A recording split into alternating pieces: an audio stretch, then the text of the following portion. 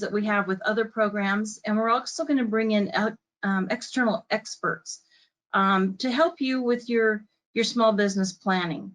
So with that, I will go on ahead and get started, and then we'll work through these slides and move on along. So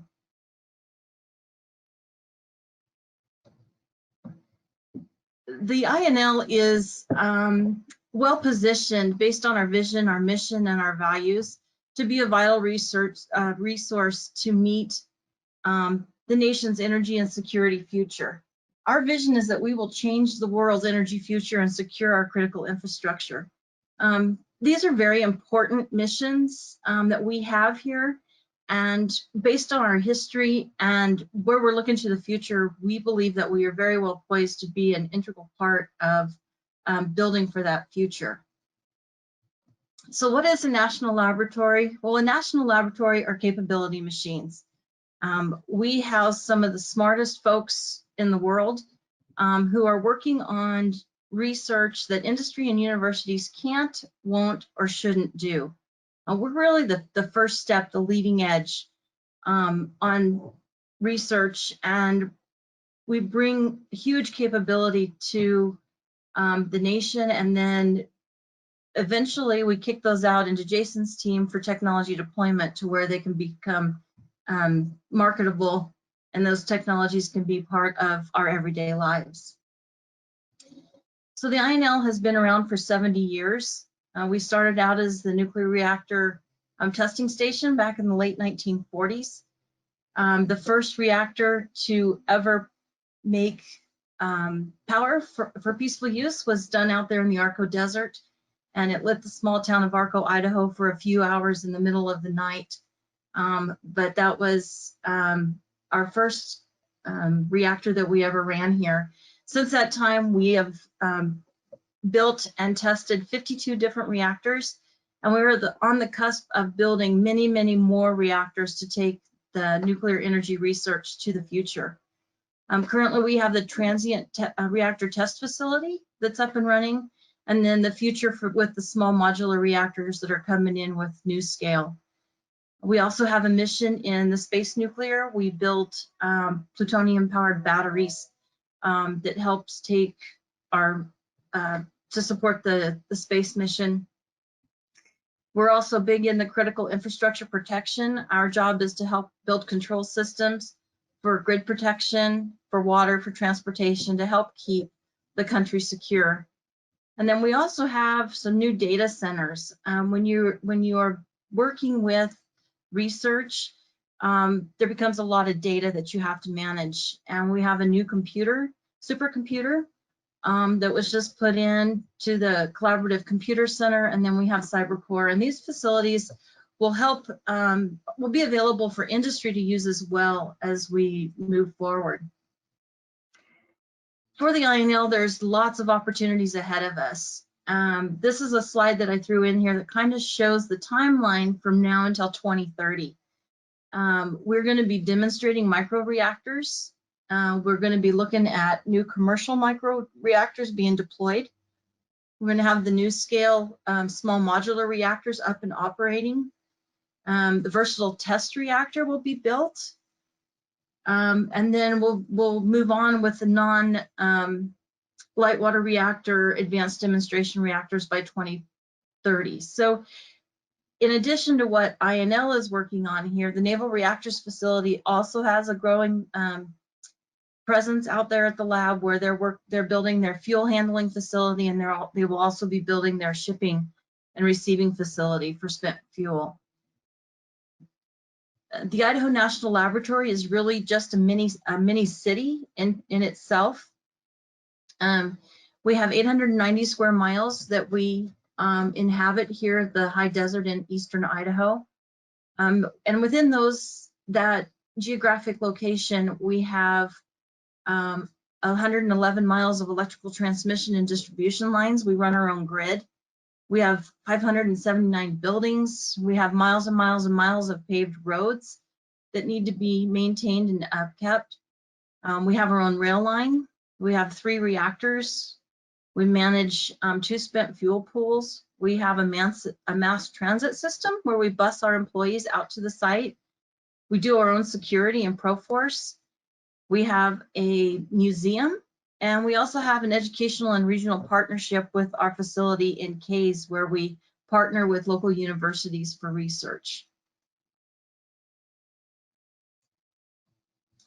The INL also has a significant impact in the state. For every 1 job INL has, we create another 2.19 jobs in other industries. Last year, we spent $222 million with Idaho businesses, and our total economic impact was $264 billion. We partnered with 332 businesses within the state, and we gave charitably $674,000. So we try and be a good partner within the region and across the state as one of the largest employers in the region. So there's going to be some significant workforce opportunities at the INL as we look to these expanding missions. This is a listing of the disciplines that we're going to be looking for.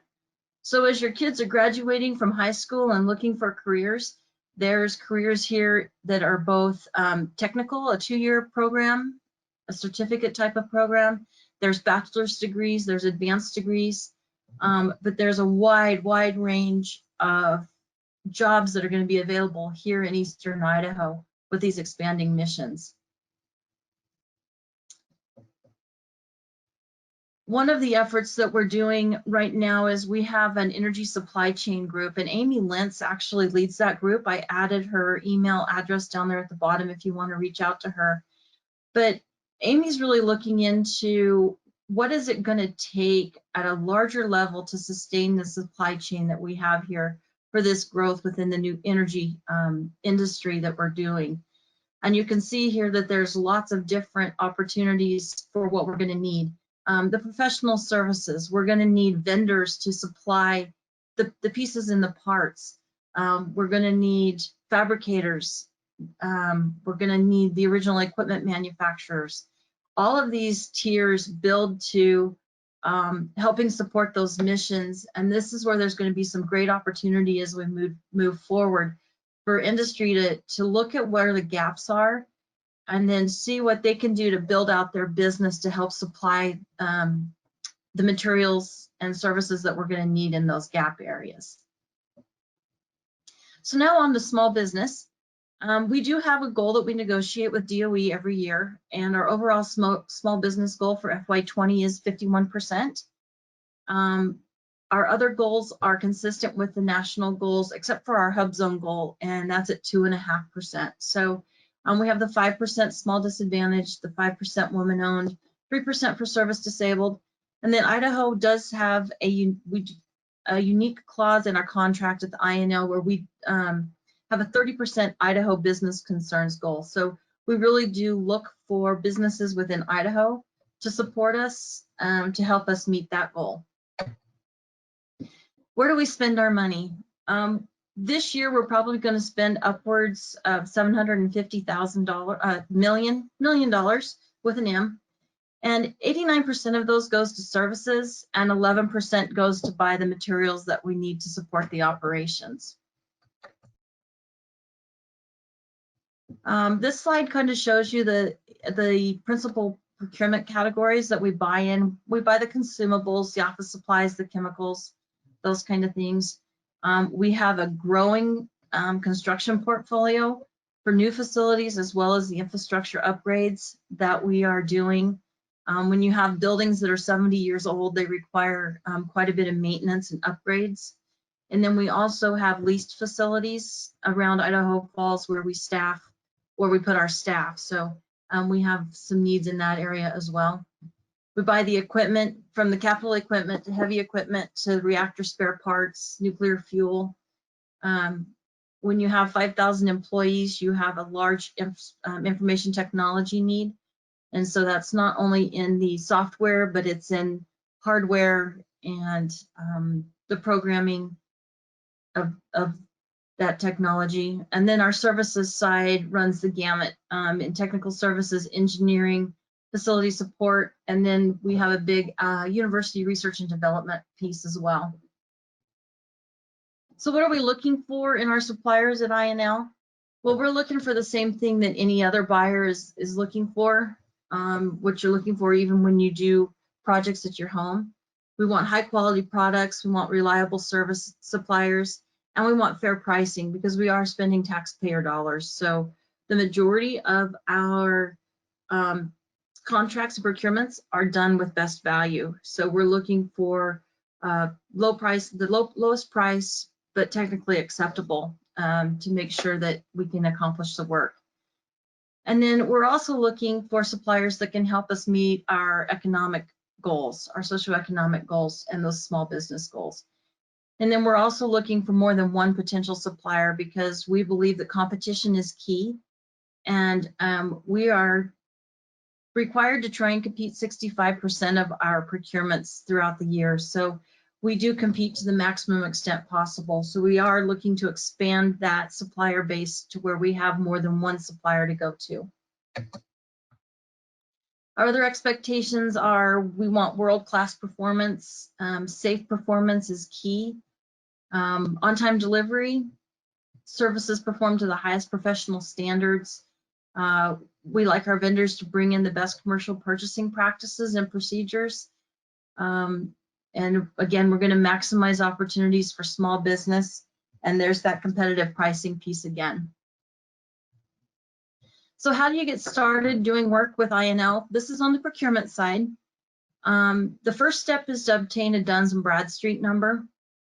This number will be going away as the federal government is moving to a unique identifier that will be assigned by the System for Awards Management.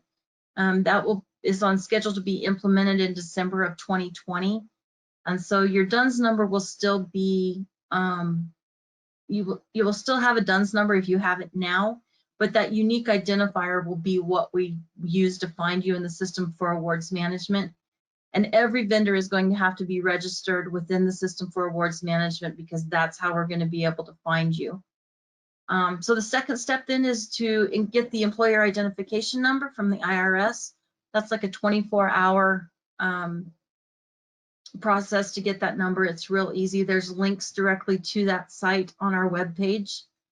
And then small businesses currently must complete the registration in the System for Awards Management. But as I mentioned, all businesses are soon going to have to be registered in SAM. We haven't done a date for that yet, as we're kind of waiting to see how the implementation goes of getting those unique identifiers put into SAM. But know that if you're a large business, you are going to have to complete that registration as well. And then complete our company registration in the INL vendor portal. That's at vendor.inl.gov. If you've completed the SAM process, it's going to be real easy to complete our form because the SAM process is the most complicated. And just a reminder that the SAM registration is a free registration. Never pay to have that done. As soon as you register for a user account in SAM, somehow the spammers get a hold of it, and you will immediately get several emails in your inbox saying, we will complete this registration for you for $595. That is a free registration, so please don't pay anybody to do it. It's something that you can walk through yourself. And then the last item is to send me, this small.business comes directly to me. Send me your line card or your capability statement. And then what I do is I take a look at that and then I forward that on out to the program elements so that they can have a look at your capabilities, and I share it with the contract specialist. So if there's an opportunity that comes in that fits with your skill set, we will try and get you added to that solicitation. Here's a look at what the vendor portal looks like. If you're brand new to the INL, you're going to want to do this new registration. If you've been here before, we do require an annual update to an existing registration, whether or not you've had a contract. So then you'll want to hit that existing registration link and update that information. We do have an opportunities portal. I'm going to pull it up here. We've got a new site, and I have to share that again.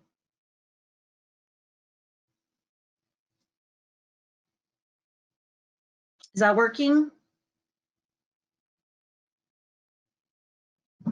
There are a few opportunities out there right now.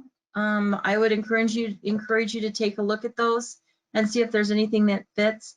If you are interested in it, you simply click on the green link, and then there's an opportunity here to register.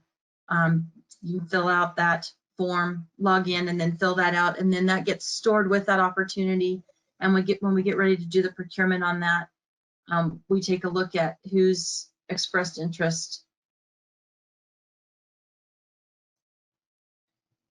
and build a bid list from there.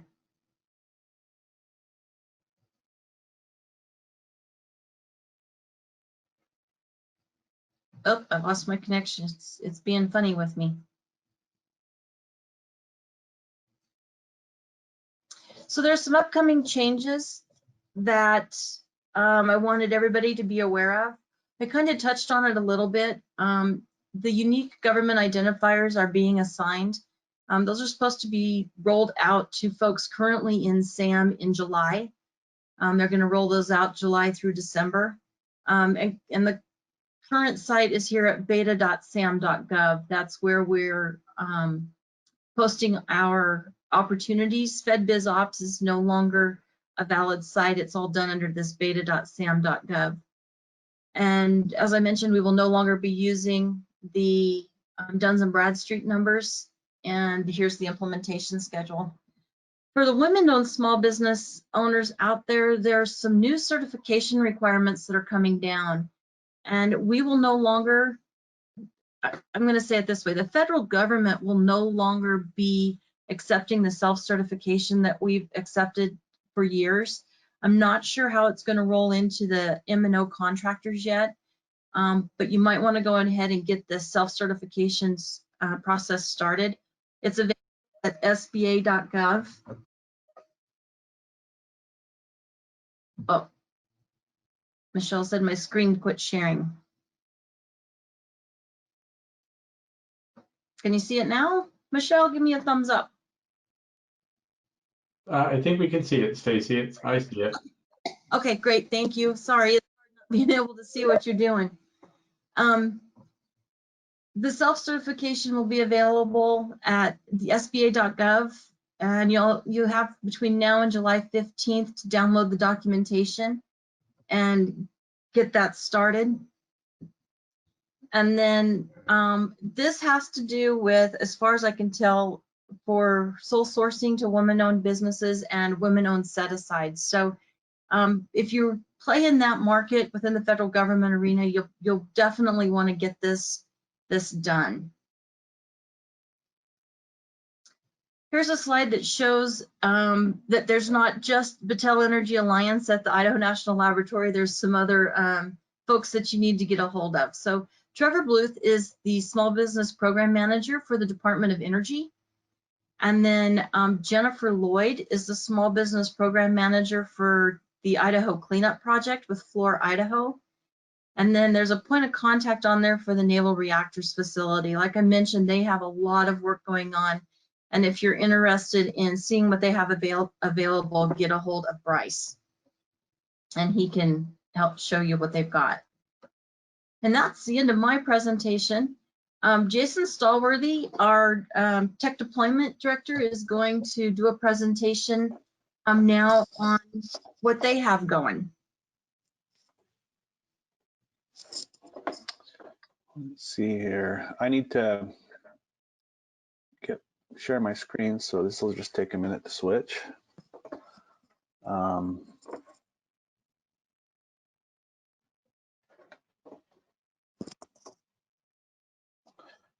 Okay, am I sharing my screen now, Stacey? I am, yes, it looks like okay. All right. Hi, thank you for joining the webinar today, and I'm pleased to talk about INL's Technical Assistance Program and our Rapid Technology Deployment Program today.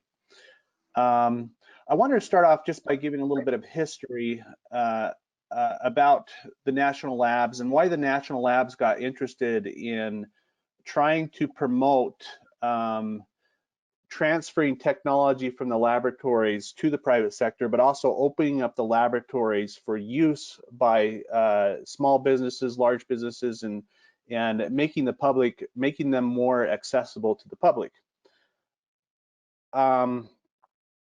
So in the 1950s, there was a famous economist, Robert Solow, who proved that over 80% of the US economic growth came from technological advancements. Basically, there are only three inputs to the economy. There's capital, there's labor, and there's technology. And he won a Nobel Prize for proving that 80% of the US's growth is because of technological advancement. And in fact, that is why the US became the largest economy in the world, is because we had capitalism combined with, these technological advances and the ability for people to commercialize their technologies. And in the late 70s, Congress began to ask, why isn't the public, or why aren't companies taking the national laboratories technologies that we produce, and why aren't they commercializing them? And Congress actually asked the private sector this question, and the private sector said, well, the challenge is that, if we take a technology from the laboratory, it's generally in the early stages, and we have to invest millions of dollars to get this to commercial product stage. And, when you look at that millions of dollar investment, we can't justify that investment if our competitor can come along and take the technology and reproduce it. So what we need from the laboratories is we need intellectual property positions. And so if the labs were able to patent their technologies and licensing them to us, we would do a lot more commercialization of laboratory technologies. And so in addition, they asked, how can we also open up the laboratories so that companies can access them? And so they passed some legislation that enabled, and not only enabled, but encouraged the private sector and the laboratories to work together. And so, from a first slide here, I wanted to talk a little about the economic situation that we're in, and with COVID-19 and the challenges we have going forward. I mean, I don't think anyone anticipated this level of impact on the economy. But as you look at this, one of America's strengths, or probably our largest strengths, one of our largest strengths is our ability to innovate and commercialize technologies. And people are largely unaware of the amount of technologies that are originally developed at the national laboratories and with federal funding. I just have a few pictures to highlight some of the technologies that have come out that you may not be aware of. Barcode scanning, which really revolutionized how commerce works and how we check out of grocery stores and things. Barcode scanners and semiconductors themselves, clean rooms. The original concept of the semiconductor all came out of federal funding in national laboratories. MRIs, which we use in medical devices today, of course, and aerodynamic trucks, the internet. INL's largest commercial deployment, of course, is commercial nuclear energy. And not only that, but a lot of fun things come out of federal funded research, such as the Wii remote and how that functions. And Oculus Rift and some of those other technologies came originally out of federal funding. And just to highlight a single product alone, just to give you a magnitude of the impact, GPS, for example, in your iPhone, and your cell phone, it came out of DoD and Navy funding. Fingerprint recognition technology originally came out of National Science Foundation funding. Siri was licensed by Apple, originally produced through DARPA funding, but they licensed it from SRI. Cellular communication came out of military, touchscreen, internet came out of DARPA, and the list goes on. I mean, there's probably 100, if not 1,000 technologies in the iPhone that originally came out of federal funding. And so one thing that I wanted to really highlight here is that INL's assets are available to you and your businesses. There are mechanisms that we have to enable you to access our physical assets. I mean, INL has thousands of cutting-edge instruments and facilities that can be accessed. Our human assets and know-how, 4,000 scientists and engineers can be accessed to help your business if you have a particular technical challenge.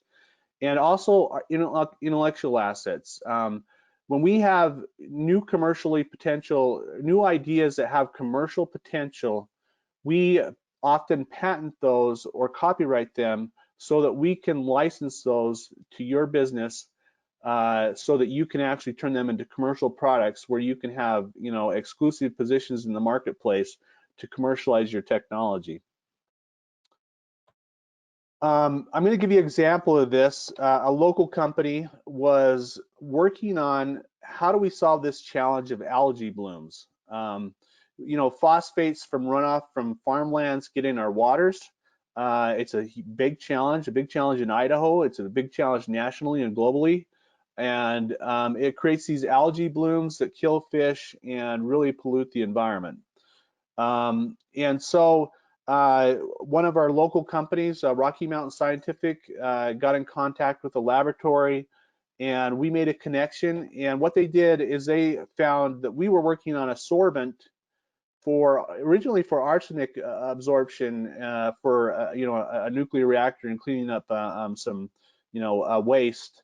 And we had this sorbent, and Rocky Mountain Scientific partnered with us originally under a technical service agreement, which I'm going to talk about it in a minute. But we and Rocky Mountain Scientific worked together to show that their product combined with this sorbent could, reduce phosphates feasibly and economically in water at about 1/5 the cost of other methods. And so Rocky Mountain Scientific continues to develop this product and demonstrate it. They have several regional demonstrations going on, and they intend to commercialize this product, and this is a huge market, $1 billion+ market, that if they can, provide this this new product and service, will definitely be a huge opportunity for them. So, a lot of people ask, okay, so you have, technologies available for licensing. Where do I go to find this? How do I do it? And so I put this into basically 3 easy steps. And the first step is really, you need to go onto and find the right technology for your business. If you're interested in this, you can go to this link, inltechnology.inl.gov, and that'll take you to a list of all of our technologies available for licensing. There should be over 500 technologies in there that you could take on as your business. And if you're interested, you could also go to Laboratory Partnering Service. If you just type Lab Partnering Service in Google, it'll pull up, or you could go to this link. And there you can explore technologies and discover experts at the laboratories that can help you. And this is actually a global or a national service, so you can actually see all 17 national laboratories when you go to Lab Partnering Service. So, I mean, that's basically the first step. And another way you can go about finding the technologies, you can call myself, and I can get you in contact with one of our commercialization managers who can help you identify technology specifically, and often that's the best way to do it because they have, insight and understanding of all the technologies the laboratory can quickly help you find things that might be of interest to your particular challenge or problem. So that's the first step. Find the right technology at the laboratory that you want to take on and try to commercialize. So step 2, you found the right technology. You basically contact my department, Technology Deployment, and we will ask you to provide some basic information, and we can do this via a form. And then we want you to perform due diligence on the technology. So we will give you more information on the technology. Perhaps, you can talk to one of our researchers that helped develop the technology, and we want to make sure it's a right fit for what you are trying to accomplish. And once you decide that, yes, this is the right fit for you, the next step is to negotiate a license terms or negotiate the license terms, and we sign the agreement. And specifically, I wanted to talk about the Rapid Technology Deployment Program. Is a way to quickly license a technology at Idaho National Laboratory. So we launched this in response to COVID-19, understanding the economic situation and wanting to promote access to INL technologies.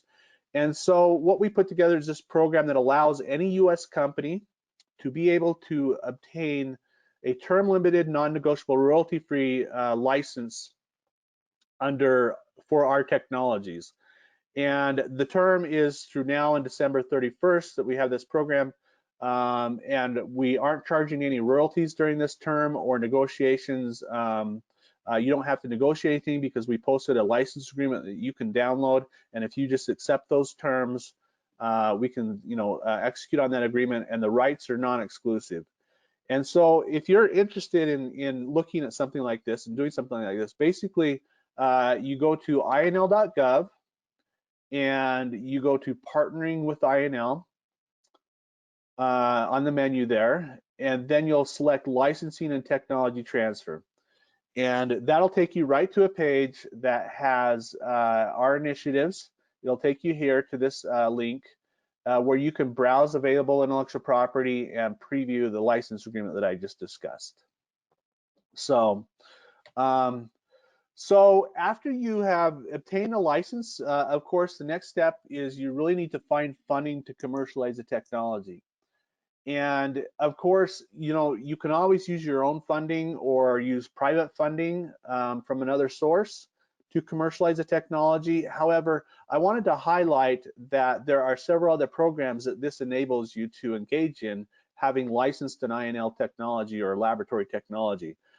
This, could possibly make you eligible for small business and innovative research grants, and also STTRs, which are, you can actually partner with a laboratory to compete for an SBIR award.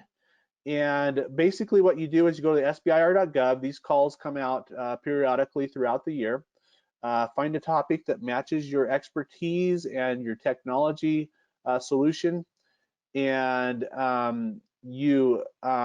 if you don't have the license already from INL, you can find a technology that would fit perhaps an SBIR program and license it from us, and then work with us to apply for the SBIR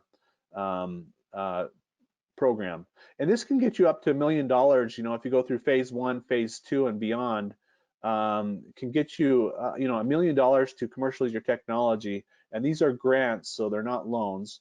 And that's, a huge benefit. We also have the Technology Commercialization Fund, which comes out, releases once a year, and generally in the September, October time frame initially.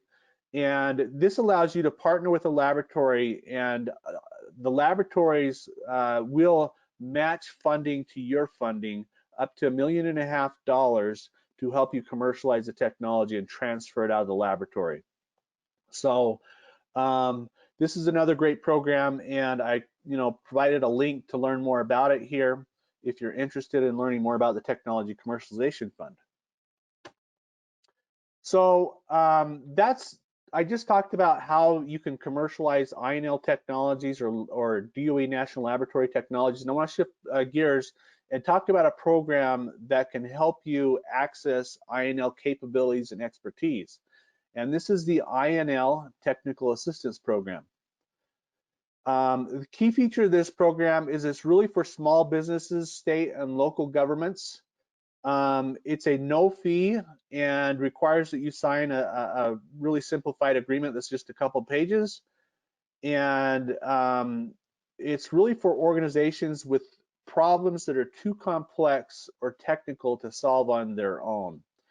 And I'll give you a few examples of some TAPS, technical assistance programs that we've done in the past on the next slide to give you a better idea of what we're looking for.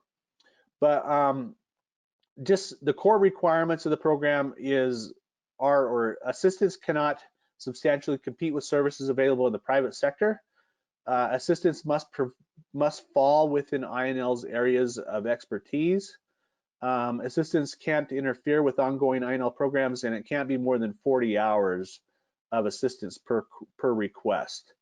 And so if you're interested in this program, you actually go to the same location in the website that I described before, which is the technology deployment webpage, and you can see that there's a request for technical assistance on that page. I also wanted to let you know that just a few days ago, DOE announced additional funding for the COVID-19 Technical Assistance Program, which DOE has made funds available specifically to provide technical assistance for COVID-19 response. So if you have something, you know, an idea or you know, a business that's, you know, could use assistance from the National Laboratory on the COVID-19 response, please get a hold of us, apply for you know, through the same technical assistance form, and we would hope to make that technical assistance available to you to help with the COVID-19 situation. So here are the examples that I was talking about for technical assistance. Recently, a few years ago, the Divinia Water Company in Idaho Falls, small-based business, received technical assistance to help them construct a glass resonance chamber that they used in their patented water distillation process. Energy Solar out of Pocatello in their early stages received technical assistance from INL, and we helped them evaluate battery cells that enabled them to make decisions on how to build a lithium-ion battery factory in the Pocatello area. Another example is Aberdeen Green Gold received technical assistance to help them develop a new type of protein produced from alfalfa. And our job was to demonstrate that they could produce 5 pounds of protein product from alfalfa that they provided. So those are a few great examples. If you want to learn more about INL's capabilities here, how to do it, step one, you basically go to inl.gov. You can browse that website. There's a ton of information on our capabilities. Another way you can do this is you can call one of our commercialization manager, which is basically you can contact me and I will put you in contact with the right commercialization manager.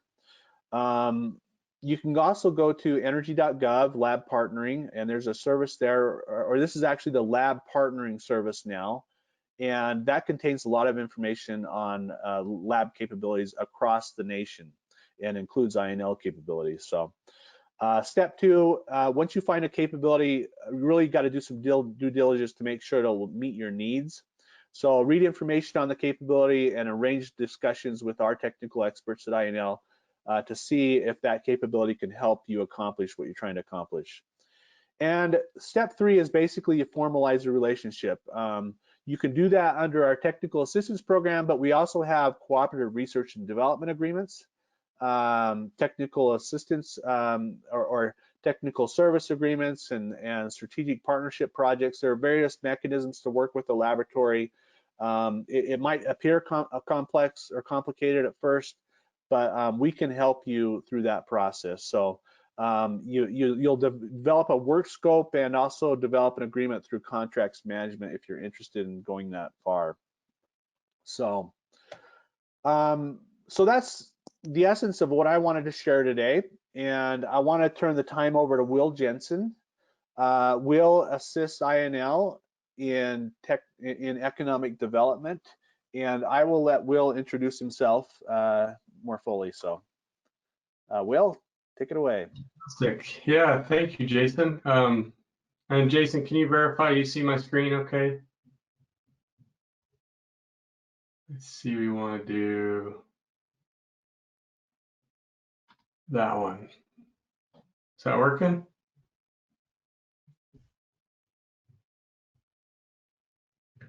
I think you're muted, Jason. I said I can see it myself, which I assume others can too. Okay, so yeah, thanks, Jason. So I manage the economic development program that INL has, And part of this program is outreach to the community, but also we try to collaborate with private sector and local economic development professionals so that we can grow the science and technology cluster that's been developing here in Idaho. So I'm going to go through a few resources that we have at INL that may help you. And the first one is this technology-based economic development grant. So the grant that we have is actually for nonprofit entities, so it has to be funneled through a nonprofit, a 501c3 organization, and we hope that this grant benefits the local economy and can again grow this science and technology cluster that's developing there. We hope the projects support INL missions, so that would include energy, environment, national security related initiatives. And also we have interest in that because we'd like to see the talent pool that INL can attract to Idaho grow. And through some of these tech-based economic development grants, we're able to accomplish that. Some examples of those have included finding ways to recruit veterans to Idaho. We've also done projects related to coding and getting high school students and other citizens of Idaho engaged in learning how to code. And there's a wide variety of different types of projects that we've funded with that grant funding. Typically, those grants are available to apply through November 15th. So that's probably going to be the date this year. You can access more information about those grants through the Economic Development website on INL's main webpage. We have a kind of unique opportunity here. We looked at the impact of COVID-19 on Idaho and looked at this, there's a few grants that are out there through the state and federal sources that we felt like we could contribute as well. And so we've made available 50 grants ranging between $2,000 and $4,000. These are only accessible to small businesses. So you have until June 15th at midnight to apply for those grants. And so if you Google the INL Cares, you'd be able to access the website on our INL.gov page where you can apply for those. We'll make decisions about those grants by July 1st. Now, one key thing is that these particular grants are only available to the counties listed here on this slide. So these are Eastern Idaho counties: Bannock, Bear Lake, Bingham, Bonneville, Butte, Caribou, Clark, Custer, Franklin, Fremont, Jefferson, Madison, Oneida, Power, and Teton counties. So anywhere from 1 to 50 employees. You have to have been in business prior to March 19th of last year. And then you'd have to demonstrate that you've had to scale back business operations somehow. So maybe you've laid off some workers or cut hours or closed completely. So through that application, we'll review those and get back to you about applications. We have about almost 200 applications right now, so it's going to be somewhat competitive, it looks like, as we make that selection process. But we do encourage you to apply if you're part of those Eastern Idaho counties. Besides the grant opportunities, my background is I'm an economist, and I specialize in studying small economies and kind of the interactions between counties and cities and state. I'm also a labor economist, and I understand labor markets really well, and have access to some resources as far to do data mining and analytics on small economies. And for those of you that are involved in economic development in one way or another, I'd be happy to lend my expertise and my time to help develop strategic plans around economic development that would include INL mission areas. So that includes nuclear energy, national homeland security, energy and environment. So some of the things that we can do is workforce analysis and looking at education needs assessments, industry supply chain gap and disconnect analysis, industry trend research, And then Jason talked a lot about the ways that we can partner as a lab with private companies and with government entities, and we would love to connect our world-renowned INL researchers with you. So if I can be of any assistance to help with that, I'd be happy to do that. We really do want to see the economy grow. We mentioned our efforts in supply chain for the energy industry, and you know, these jobs that are being created in Idaho in these fields are high-paying jobs. It's something that Idaho needs. We recognize that there are innovative companies across the state, and if we can leverage the resources that INL has to help grow your business, grow your economy, and enhance earning opportunities for Idahoans, and that's what you know, that benefits us as a lab, as we have an expanded supply chain. It helps us source more things locally. Stacey mentioned that we have about $2.64 billion of economic impact in Idaho, and we'd love to see that number grow. So the more we can source locally, the better we can do that. So I think that's all that I had. I know that there's been a few questions that have popped up. We have a couple of questions about whether or not our slides are going to be shared later on. Maybe Stacey, can you answer that question? Yeah, I'm happy to do that. Yeah, there are several questions here, and so I'll just run through those really quick. We will be posting our presentations out on the webpage where we have the schedule for the upcoming webinars. So we will post those under today's date and make those available to you. We did also record this session, and we will make that recording available as well out there so that you can, I don't know, do with it as you will. I've got a couple questions on, do we meet our small business goals every year? Yeah, we're very, very fortunate in that we have a good track record of meeting our small business goals. We have met our overall small business goal for 7 years running.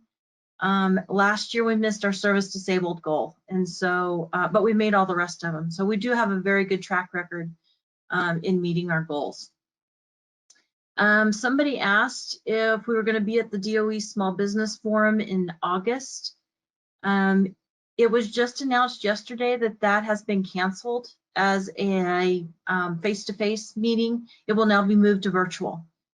So more information to come on that. We don't know what that means yet, but Charlie Smith did send us out a note yesterday that said that that had been canceled. So if you had travel plans to go to Albuquerque in August, I would go ahead and cancel those. What else do I have? I have a couple of asks for the attendees. First of all, let us know if this was beneficial to you. If you like the forum, if we provided information that's valuable, you can send email to the small.business@inl.gov. As I said, that comes directly to me, and that feedback will really help us shape this series as we move it forward. The other thing that I would like to know is if you have any topics that you'd like us to cover. We want this to be a series that's very helpful to you as a small business owner, or as anyone in business. It does not necessarily small business. We're not going to limit it to that. But if you have a topic that you'd like us to cover, please let me know that as well. See, I've got some more questions coming in. We'll post it on the, let's see, if we identify as a women-owned entity currently, do we have to reapply under the new system? Thomas, you have to get that certification through the SBA, but I'm not sure how we're going to implement that here at INL yet. As far as I know, we're going to continue to rely on the self-certification until we're told that we can't. But stay tuned for more information on that. I just don't have any idea how it's going to play out.